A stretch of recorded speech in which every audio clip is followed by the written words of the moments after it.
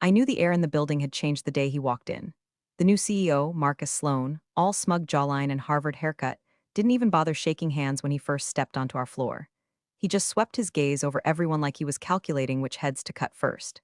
I'd been through acquisitions, mergers, recessions, and two different economic downturns without flinching. But this one made the hairs on the back of my neck stand up. Maybe it was the way he glanced at the framed article about our product launch. My product launch, like he was already figuring out how to stamp his name on it. I'd been here for 10 years, ever since I sold my small but scrappy startup to this company. It had been a handshake and a contract, both equally important. My software, my patents, my designs, folded into their bigger machine with the promise of creative freedom and financial security. In return, I delivered them a product line that went from saving their skin in year one to generating $80 million annually. Not in some abstract spreadsheet sense, either. I'd walked the trade show floors, sat through the client demos, pulled caffeine-fueled nights fixing bugs no one else could even understand. My fingerprints were on every inch of the thing. Now Marcus was here, all about streamlining operations and maximizing shareholder value, which, in CEO speak, meant someone was about to get the axe. The rumor mill churned fast, mid-level managers whispering about budgets being rebalanced, HR suddenly scheduling mysterious performance reviews. I smiled through it all, kept my meetings tight, and did what I'd always done, made sure our product line kept humming. But I also started paying attention, because I've learned that when someone like Marcus arrives, they come with a guillotine in their carry-on. Oh, and quick sidebar, because I can see you're already leaning in. 97% of you listening to this kind of story never hit that little subscribe button. It's free, it keeps more stories like this coming, and honestly, it makes our whole team grin like idiots every time the number ticks up. So if you like where this is going, tap it. Now, back to me watching Marcus circle like a shark. The first week, he didn't speak to me directly. The second week, he made it a point to drop by my office during lunch, as if checking to see if I'd left my laptop unlocked. By the third week, he'd pulled me into two vision alignment meetings where I listened to him suggest changes I'd already implemented years ago, like a guy proudly reinventing the wheel but square this time. Still, I played along. That's what you do when someone with a god complex walks in. You nod, you sip your coffee, you let them think they're making history. But inside, I was doing math. Not revenue projections or product roadmaps, just counting the days since I'd last opened the dusty binder in my home office, the one that still smelled faintly of printer ink and stale coffee from the day it was signed. The acquisition contract had been my armor back then. I'd fought for every line, every clause, every word. My lawyer had warned me the company would try to get me to soften the terms, but I'd stood my ground. Back then, I'd told myself it was just about protecting my creative work. Now, 10 years later, I had the uneasy sense that maybe it was about to protect a lot more than that. The funny thing is, Marcus thought he was being subtle. He'd reference cost inefficiencies in the product team. He'd praise the engineering group for operating independently from legacy leadership. Legacy, that's what he called me. Never mind that my so-called legacy accounted for the majority of their yearly revenue. I recognized the pattern, strip credit, isolate influence, then remove the obstacle. It's corporate Darwinism, but with PowerPoint slides. I'd seen people crumble under that kind of pressure, panicked resumes flying out at midnight, half-finished projects abandoned in their inboxes. Not me. I wasn't about to run scared from a man who still thought putting his name on a memo was leadership. If anything, his little maneuvering act just sharpened my focus. Every time he hinted about future restructuring, I smiled and thought about that binder at home. I didn't know when I'd need it, but I knew exactly where it was. The atmosphere on our floor grew taut. People avoided eye contact in the hallways. Lunch tables got quieter. Even the hum of the servers in the lab seemed heavier, like the whole building was holding its breath. I kept doing my job, kept delivering results so clean they could have been framed. All the while, I kept replaying a single thought in my head. Marcus doesn't know the rules of the game he just started. By the time the cut came, I was ready. Or at least, I thought I was. What I didn't know yet was that he'd try to make it personal. That was his mistake. And that's the thing about men like Marcus, they always think they're the hunter, until they step into a trap that's been waiting for them for 10 years. It happened on a Thursday, because of course it did. Thursdays are the sweet spot for corporate executions, close enough to the weekend that people can process the gossip over drinks, but far enough from Monday that no one storms into HR demanding answers. I just wrapped up a morning client call when Marcus's assistant appeared in my doorway, face polite but tight. He'd like to see you. Now. The conference room he'd chosen wasn't one of the big glass fishbowls where everyone could see the slaughter. No, this was a smaller, windowless room down by the legal department. It smelled faintly of toner and stale carpet cleaner. Marcus was already sitting at the head of the table, jacket off, sleeves rolled. He looked like he'd been practicing in a mirror. Sit, he said like he was training a dog. I took my time pulling out the chair, placing my notepad down, clicking my pen. No rush. If he was going to pull the trigger, he could at least work for the moment.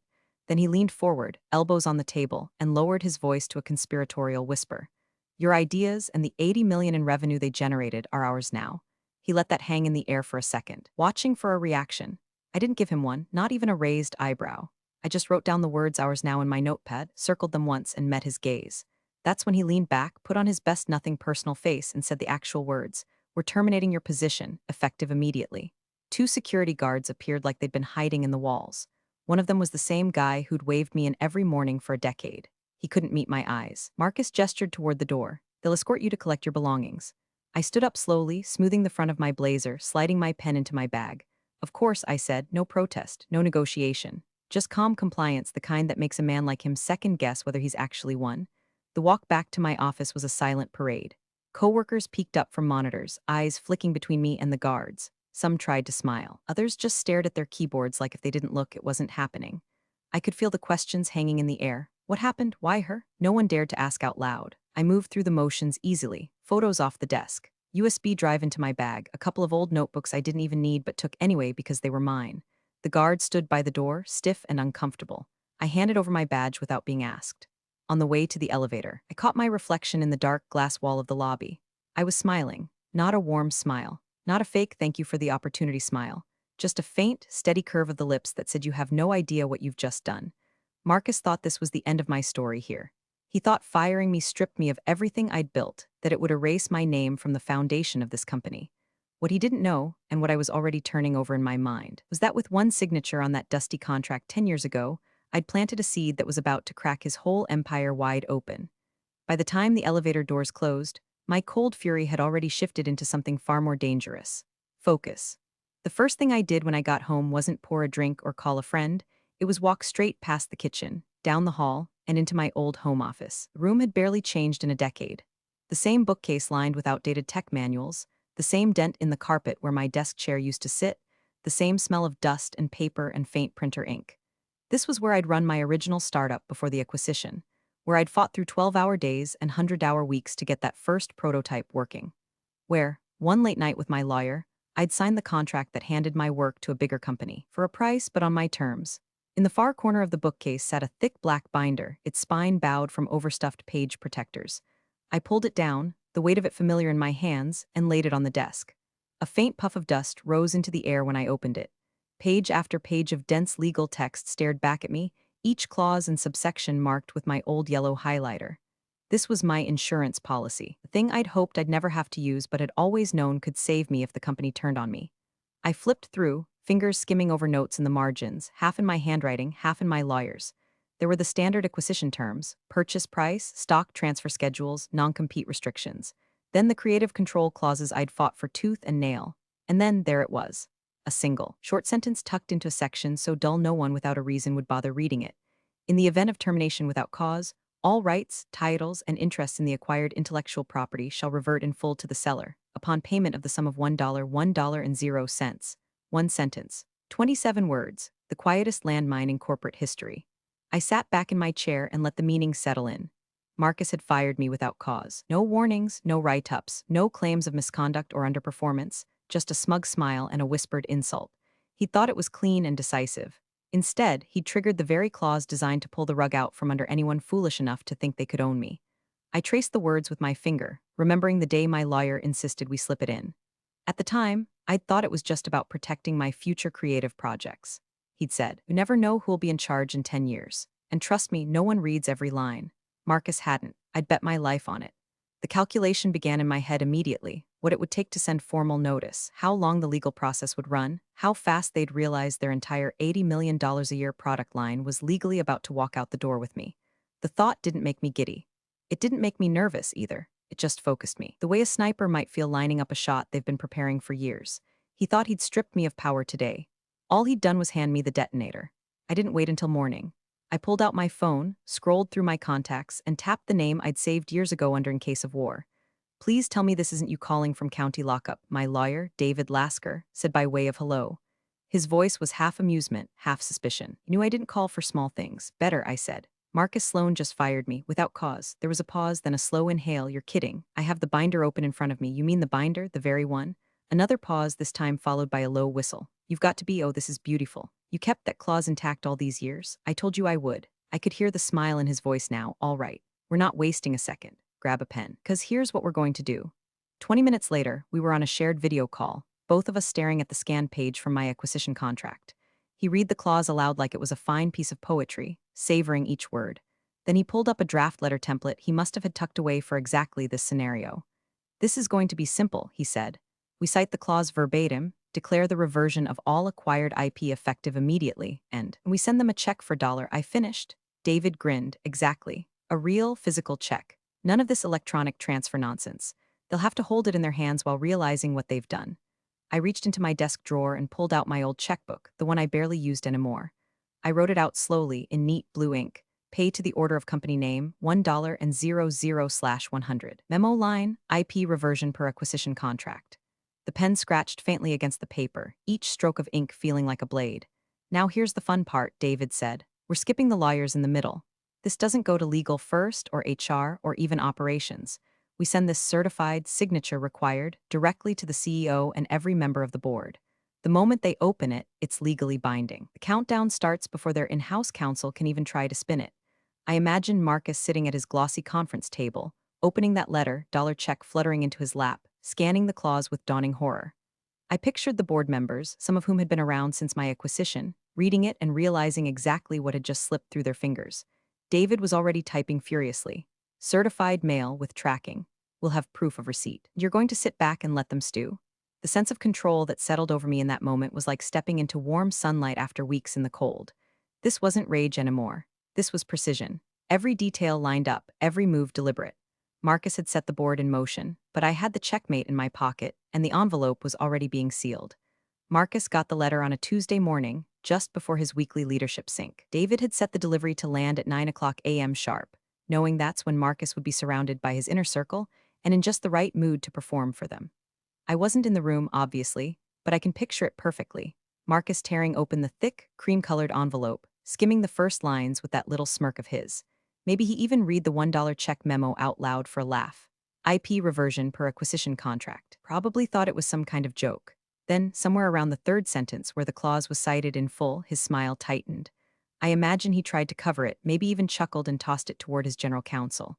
But the thing about seasoned corporate lawyers is that they don't do casual. They read. Slowly.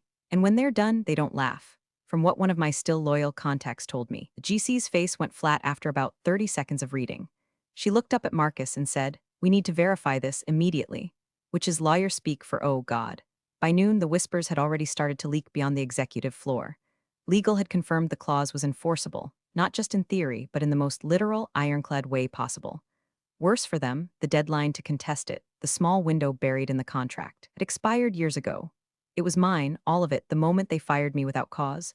No appeals, no loopholes, just gone.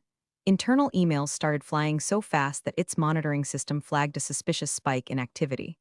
The product managers were the first to panic, because they knew what the loss really meant. Without those products, 70% of the company's revenue stream didn't just shrink, it evaporated. We weren't talking about trimming a budget line here. We were talking about ripping out the spine of the company. By early afternoon, my phone was lighting up with messages from friends inside.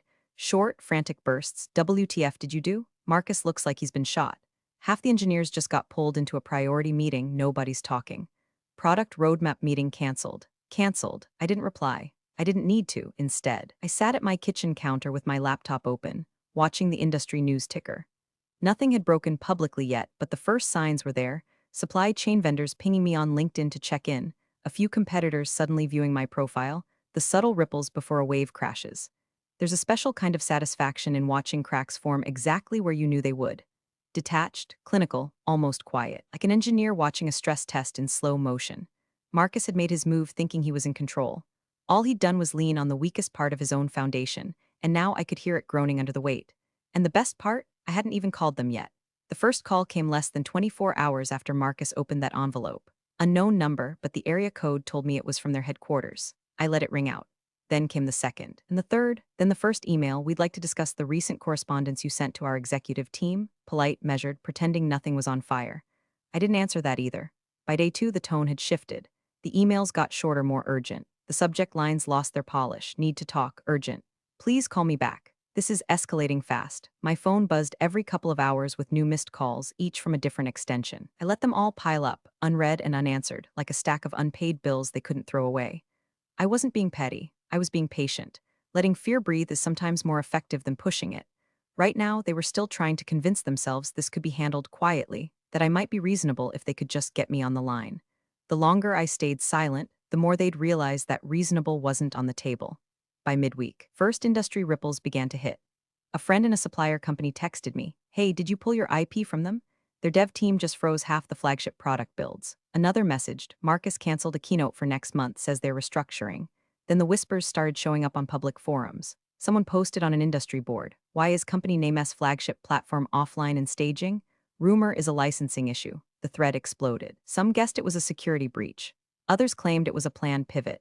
But the ones who knew how these things worked, they were putting the pieces together. And competitors? They can smell blood like sharks. My LinkedIn was suddenly full of connection requests from rival executives and recruiters. A few were bold enough to send messages. "If you're available to talk about transitions, I think we could help each other." They didn't have the full picture yet, but they knew enough. Something valuable had slipped out of Marcus's grasp, and it was in play. Meanwhile, I did my grocery shopping. I walked the dog. I reorganized the files on my desktop. Outwardly, nothing had changed. Inwardly, I was tracking every tick of their unraveling, like a conductor letting the orchestra build before the crash of the cymbals. The pressure was building exactly how I wanted, internally from their own panic, externally from the market's curiosity.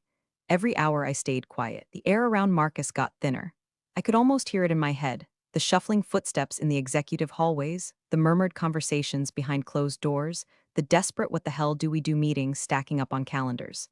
I wasn't going to break the silence until it hurt them to stay in it, and we weren't quite there yet, not until the fear turned into full-on desperation.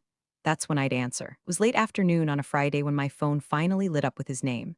Not private number, not his assistant, Marcus Sloan himself. For a moment, I just stared at the screen, letting it ring long enough to make him sweat. Then I swiped to answer, slow and deliberate. "Hello, Marcus." There was a pause on the other end, like he hadn't expected me to pick up. When he spoke, his voice was lower than usual, stripped of that boardroom bravado. "We need to talk." "I assume that's why you've been calling," I said, keeping my tone even, almost bored. Another pause. Then carefully, "Look, I think we can come to an arrangement here. There's money on the table if we can resolve this quietly." I almost laughed, but I didn't. "You think this is about a payout? It doesn't have to be ugly," he said quickly, the words spilling a little faster now. "We both know the value of what's at stake. I'm willing to authorize." Stop, I cut in. "You fired me without cause. You triggered a clause you didn't even bother to read. As of the moment that letter hit your desk, the terms were fulfilled. The rights are mine. There's nothing to negotiate." Silence. A long, weighted kind of silence, the kind where you can practically hear someone's heartbeat in their throat. Finally, he tried again. "There's still room to," "No," I said, flat and final. "There isn't." For a second, I thought he might explode, but instead his voice went even quieter, tight with the kind of control people use when they're trying not to break. "You're making a mistake." I let that hang in the air for just a beat. "Marcus, the only mistake here was yours, and now you get to live with it." There was the faint sound of an exhale, more like a hiss, then the line went dead. He'd hung up without a goodbye. I sat there for a moment, phone still in my hand, staring out the window at the fading light. The quiet triumph settling over me wasn't the giddy kind. It was colder than that, sharper. This wasn't about winning an argument, it was about reclaiming something that was always mine. And I still hadn't played my final move. That was coming. Soon. And when it landed, Marcus wouldn't just realize I wasn't bluffing. He'd understand that I'd been in control from the moment he whispered those words in that conference room. The following week, I sat in a sleek conference room 3 cities away from Marcus's office, shaking hands with the CEO of their fiercest competitor. Where Marcus had always exuded smugness, this man radiated calculation, a predator who didn't waste energy posturing because he knew exactly when to strike. The licensing agreement lay between us, thick and precise. Every page had been combed over by my lawyer, every term locked down to the decimal.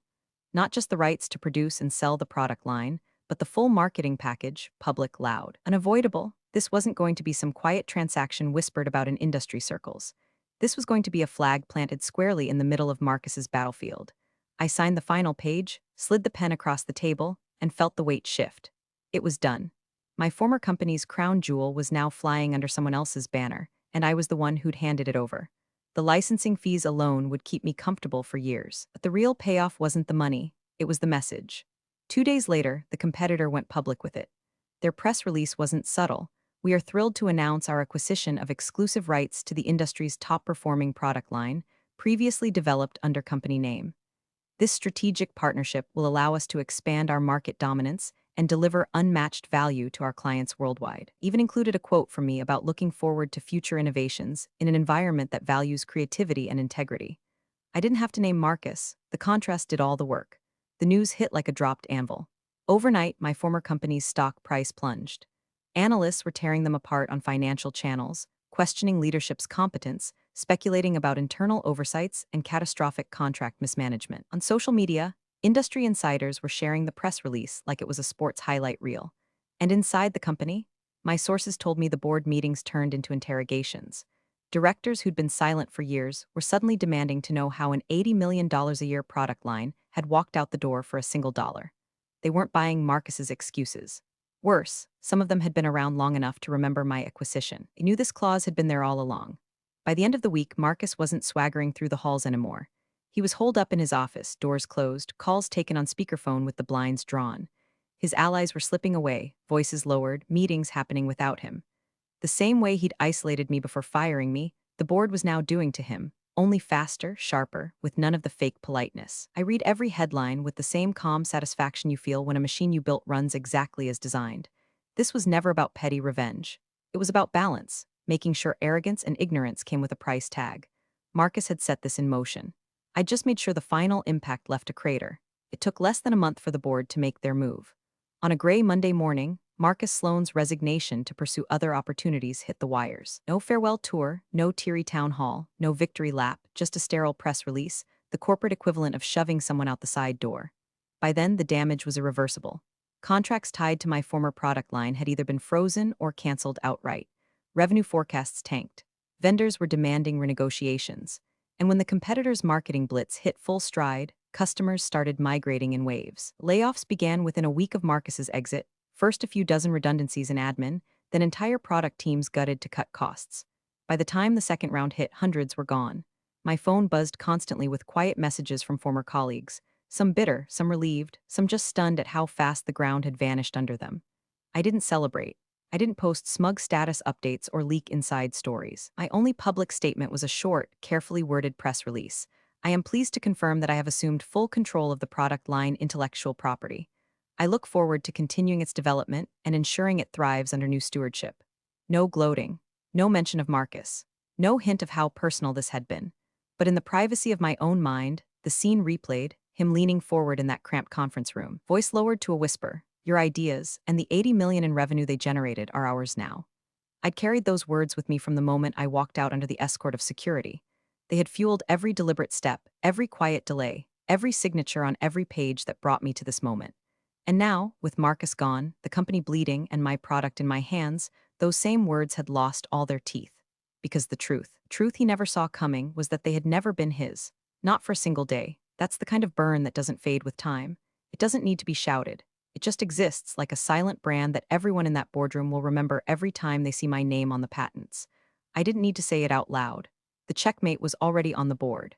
And the only move left for them was to sit there, in the silence, and see it. Appreciate you sticking around, you legends of the break room.